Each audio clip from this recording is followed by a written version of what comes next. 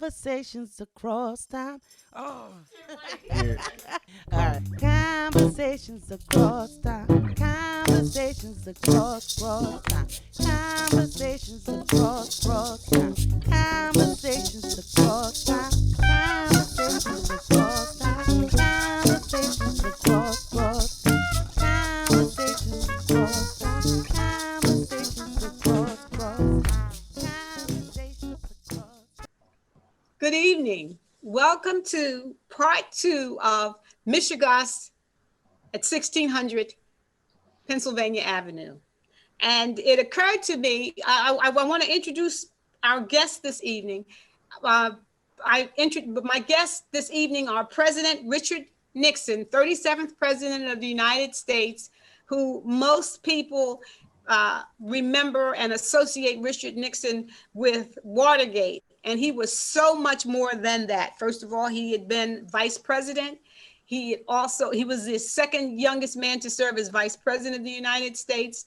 He was a senator, and he was a congressman from California. So welcome, President Nixon, and we are looking forward to hearing your wisdom and maybe in some way resurrecting your image for the public.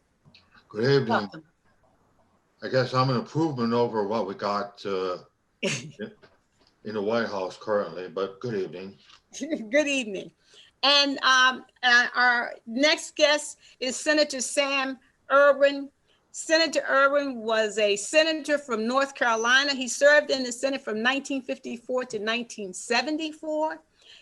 He is he's associated, as with President Nixon, he's associated so much with the idea of Watergate, except that Senator Ervin was so much more. He was the leading proponent and spokesperson against desegregation. He also led the investigation into Senator Joseph McCarthy, which led to the fall of Senator Joseph McCarthy. And he was also, of course, the chair of the committee investigating Watergate. Senator Ervin, I thank you so much, and I so much appreciate that you've been able to return. Pleasure being back. And I want to give an explanation of what Meshugas is. Meshugas is a lovely Yiddish word which talks about craziness, foolishness, and confusion. I think those three words would describe Meshugas. And so we talk about Meshugas at 1600 Pennsylvania Avenue.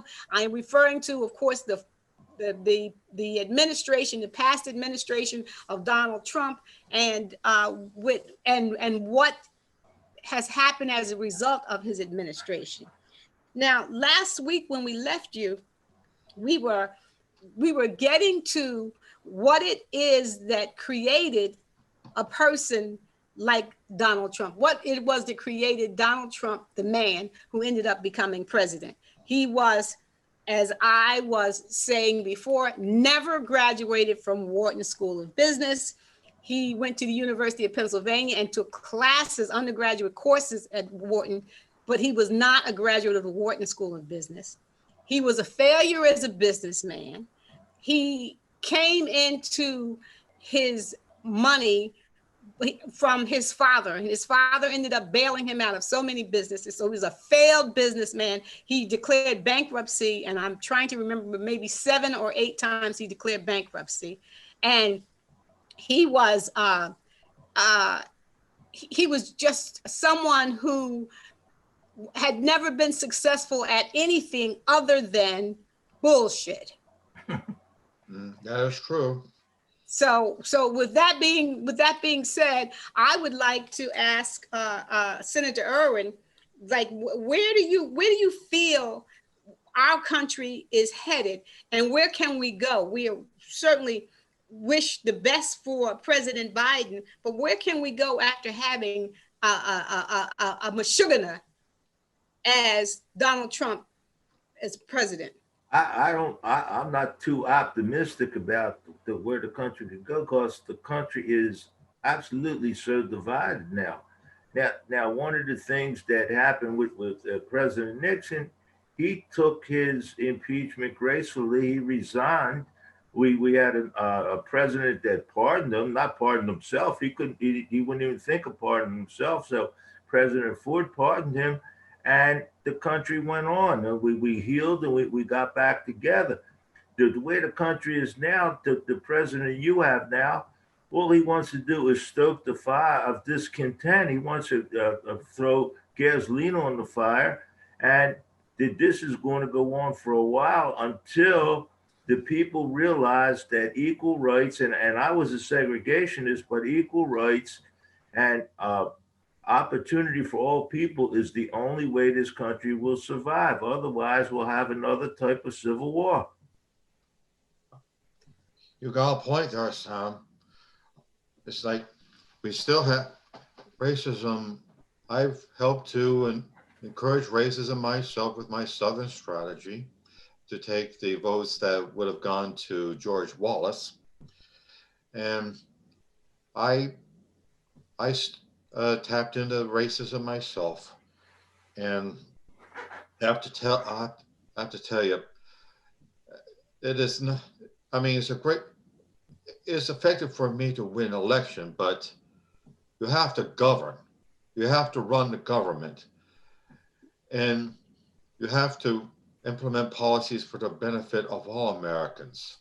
Well, so the Southern strategy was a way for the Republicans to win the presidency, but it was short-sighted.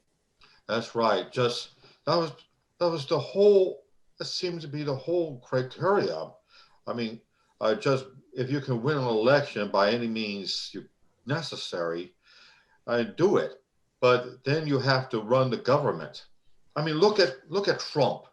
I mean, he won the election mostly through to be honest, through the Electoral College. That really doesn't count. I mean, he had people actually vote for him, but actually governing, forget it. Well, he wasn't. Let me say this, which is why he's the former President Trump, and we are so happy to be able to say the former President Trump. But to your point about having any idea about governance, I'm not certain that he ever intended or that he ever thought that he was going to win. I think it might have been a branding exercise for him to get his name out there. He might have been more shocked than anyone else that he won. That's what I hear. That's my understanding too. That Trump was just putting his name out. I mean, look, that's all he does. He just puts his name out. I mean, look at all his businesses: Trump Casino, Trump Hotel, Trump Steaks, Trump Vodka, Trump Airlines, Trump Magazine, just to spread his name around. What's wrong? Something wrong with him. Wanting to just spread his name around. Whether we agree or disagree with the policies of the administration, at least they do something. President Nixon accomplished a lot. Whether I agree with all his policies or not is another question. And President Nixon, with all his faults, he looked at a history book. How will history look at me? What will my legacy be? We all do that in government because we have a sense of, the institutions, and we may disagree. So President Nixon opened up China to diplomatic relations, and that's an important thing. And you hear your President Trump yelling and screaming about China. Well, imagine if we didn't have any diplomatic relations with China at this time. So the man you have in the White House now, and I'm glad. Well, no. Now remember, he's no longer in the White House because we are dealing with a conversation across time, but this is not going to be aired. Well, I hope you're right, and I hope on the inauguration day he goes quietly, and there's no more riots, and there's not an attempt to overthrow the government again. So we don't know that. So I'm going to withhold my thing that he's gone until he's absolutely gone, unless he's in his grave. So One count, Sam. I mean, people actually. But the thing is, if you looked at Richard Nixon and you said, okay, I don't agree with this, but he did this. I don't agree with that, but he did that. you look at your President Trump in his 4 years. What did he do? I think there was only one piece of legislation even got passed, and that was the tax cut for the millionaires. Well, and then let us talk about what may be the salvation of the Republican Party. And that is because corporate interests have made a decision that as a result of the behavior of Donald Trump's unceremoniously not wanting to leave the White House, because of the behavior of the seditionists that he encouraged to march on the Capitol. Now what we have is major corporations making a decision that they don't want to contribute to the Republican Party, period. Now that takes a toll. And that maybe is what will happen to save the Republican Party because of the money being withdrawn. I have to tell you, I believe the corporate interests, which I've benefited from, are mostly playing for time, trying to save themselves. Like they're afraid that, I have no doubt they're afraid of a revolution, that the low-income people, poor whites, will join with the blacks and Hispanics to overthrow the economic system. Like you look at the Lewis Powell memo. I appointed Powell. I believe I appointed Powell to the Supreme Court. The Lewis Powell memo. I mean, trust me, they are terrified of revolution, and they'll do everything they can to prevent it. Well, I would like you to explain the Powell memo a little, rather than just mentioning it. Give us some background on the Powell memo. Well, what I do remember from it is they're just the corporate interests, the elite, the New York Stock Exchange types.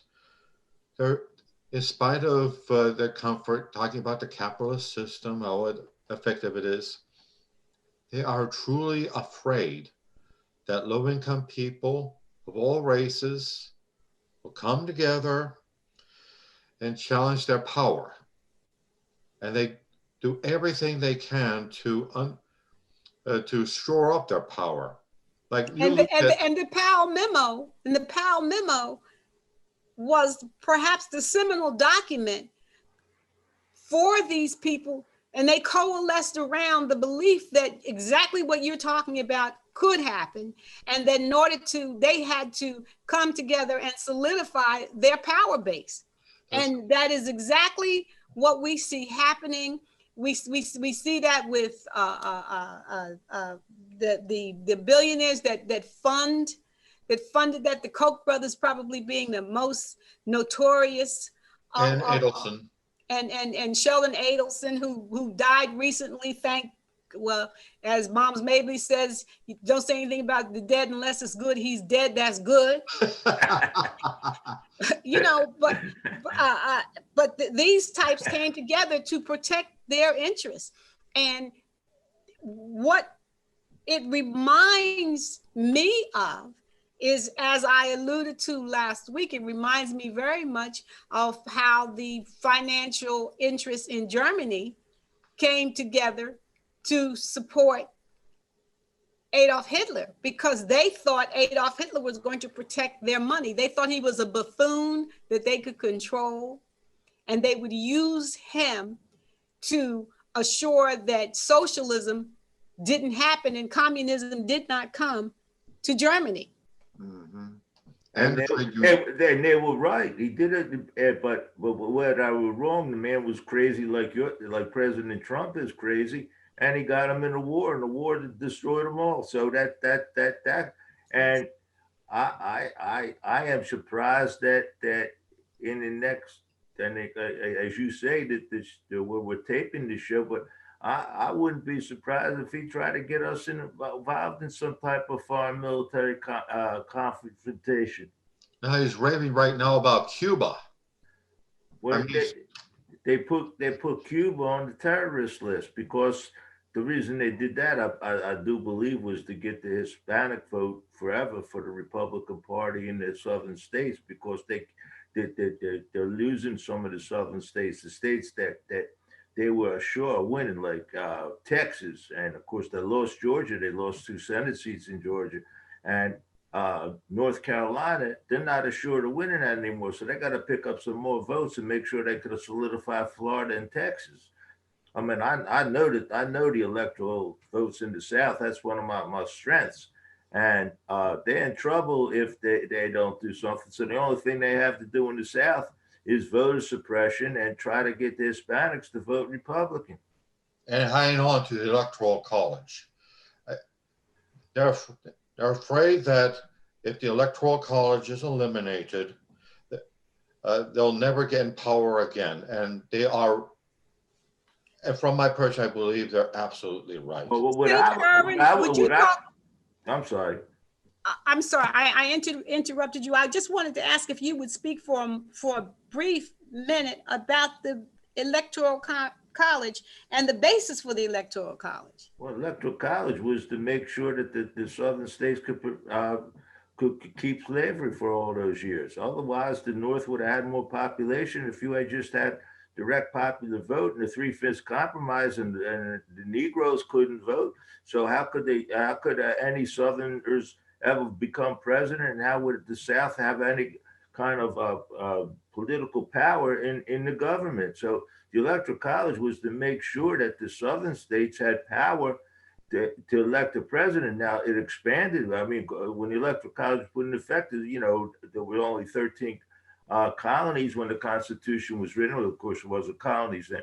And the fact of the matter is that you have a state like North Dakota that has power to stop if there was popular vote. Who would care about North Dakota? Right.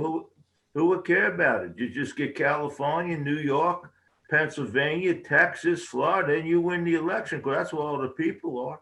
You don't need a wet. So they're worried about what kind of power they have. I mean, if you look at it in terms of pure democracy, North Carolina has 2 senators. California has 2 senators. More people in San Francisco and the whole state of North Carolina. And that's my state. And I love North Carolina. No, that's not my state, North Dakota. I misspoke myself because I was thinking of my old home in North Carolina.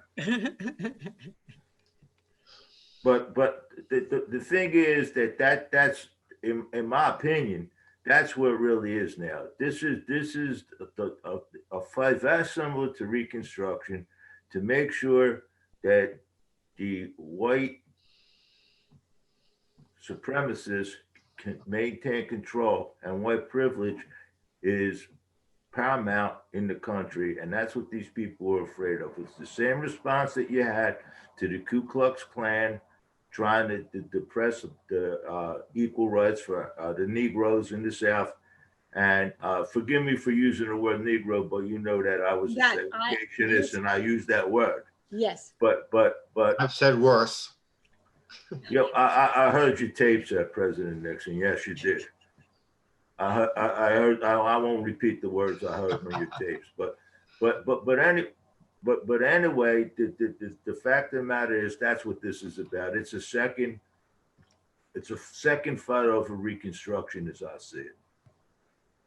That it's the last hurrah. They need to shore up the elections. They need to cheat. They need to use populism to keep control for white supremacy and white privilege.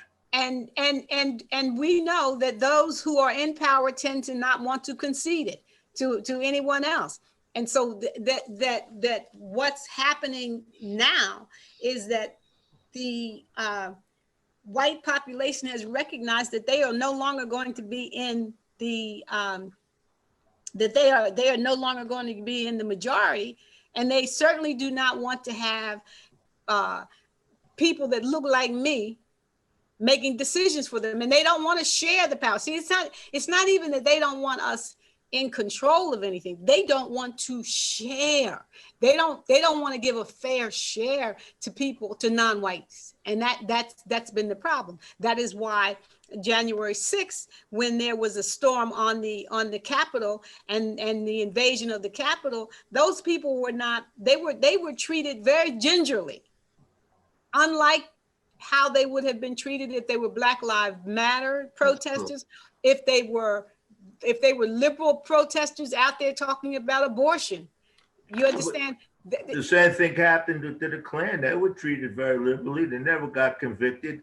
And the White Citizens Council were the business people and all, just like some of the business people went to this insurrection and seditious action. And the only difference I would say is, and you make a good point, Ms. Crawford, about white privilege, is the Klan was afraid they even had to wear sheets and masks. These people put the pictures on the crazy cell phones. Well, I don't know what you call them, selfies or something. They publicized. They videotaped themselves in their insurrection. They took videos and they posted those videos on the internet. And I know you two gentlemen are not familiar with the internet, but it's a way of communicating with people all over the world. And well, they were proud. They must have thought that was okay to do, and they couldn't get caught. Of course, the Klan did all the same kind of stuff, but they like had to wear masks to cover up their faces. They wore white sheets to cover themselves. Yes. And you have to point out that these people who rampaged through the Capitol, were they really serious? I mean, they just walked stampeded into the Capitol, took their selfies, raided Pelosi's office, and then just walked right back out. I mean, they talked about themselves being revolutionaries. I mean, can you imagine Lenin, like the Russian Revolution, the Bolsheviks rampaging into the Winter Palace, and Lenin tells his followers, "Okay, comrades, we are fun, let's go home." Did they think it was some sort of picnic or a rock concert? Well, I think, I mean, it was like a lot of the insurrections that what Hitler had in Munich and what the communists had. And I think the only thing that happened here was that there were enough people to protect our elected officials. Otherwise, I think somebody would have got really shot or hung or something. And I just think that it is the same kind of revolution, insurrection and sedition that we saw. The only thing I think that your president did when I believe he told the people to go storm the Capitol, and he said, "I'll be right with you," and he didn't go. But the only thing he didn't tell them to do is wear black shirts to match their red hats. Yes. And I might add that when they stormed the Capitol, one of the chants was, "Where is Pence? Where is Pence?" Which, of course, was Donald Trump's vice president. Where is Pence? And they had a noose because they were fully intending, I believe, had they gotten their hands on Mike Pence, that they would have, there would have been a hanging. That's how revved up these people were. And the way that they attacked the Capitol showed some military discipline. What discipline? Just utterly stampeding in and just walking out. If there was a military operation, they would have held their ground. But in terms of how they got into the Capitol, and the fact that they were organized, this was not this. I mean, we spoke about it in terms of it being a mob, but there was some organization there. There was some organization, and if I'm not mistaken, and Senator Ervin, you might know this better, but the first time that Hitler staged an insurrection wasn't successful, was it? No, he got shot. He was tried. He was convicted, and he was imprisoned. It's where he wrote his infamous book, Mein Kampf, while he was in prison, serving his sentence for the the attempted overthrow of the Bavarian government, the Munich Bear Hall push. So one of the things that you have to learn from history is if you don't learn from it, you'll repeat it. And Hitler then became a more popular figure, and he was still in the politics. He was still the leader of the Nazi Party. So one of the things I suggest to the people of the United States is to make sure that your President Trump can never be in politics again, that he has to go gently into the good night and never come back. No, I believe he's run on law and order just like I have it. And he has to be prosecuted to the fullest extent of the law. If it means prison, that's fine. And Hitler, I mean, he got pretty light. I mean, he just spent a little over a year in prison. It was a pretty cushy imprisonment he had. He had his fans. He was prisoned like organized crime men in this country. They have a very good in prison, and he was an organized crime figure. And I think that President Trump, or ex-President Trump, I hope, but when this is aired, he's a crime figure. Your head of the FBI called him a mob boss, and he prosecuted mob bosses. He put a hit on his own vice president. My God. Yes, that's definitely behavior that one would associate with organized crime, to put a hit out on your second in command, who has been loyal to you. That's the other thing that is particularly interesting. Mike Pence has spent the past 4 years being loyal to Donald Trump. And what did his loyalty get him? But for that Capitol Police officer who had the quickness of thought to understand how to take the mob away from the Senate chambers by aggravating the leader of the mob, pushing him and running and having him and getting chased. Had he not had been quick thinking, Mike Pence may have been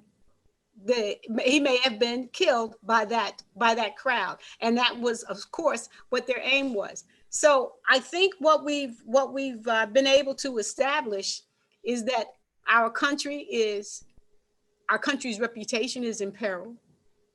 Yeah.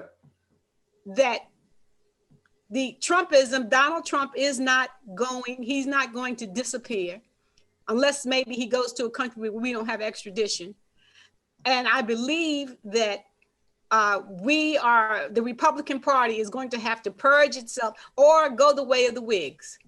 And that may very well be. And Senator Ervin, which is why you didn't ever want to run as a Republican, which is why you didn't run for re-election in 1974, because you couldn't win as a Democrat. So that being said, I think this bears our close attention. And I hope that our audience will be noticing what happens in this country. And I thank you, gentlemen. I thank you, President Nixon. I thank you, Senator Ervin, for coming back, traveling across time to give us some illumination to the current events of today. This has been Conversations Across Time. I am Vivienne Crawford. Tune in next week for another interesting conversation across time. Good night. Across town, conversation across town, conversation across town. Conversation across town, conversation across town. Conversation across town. That was funny. Hold on, wait. Put on. Yeah.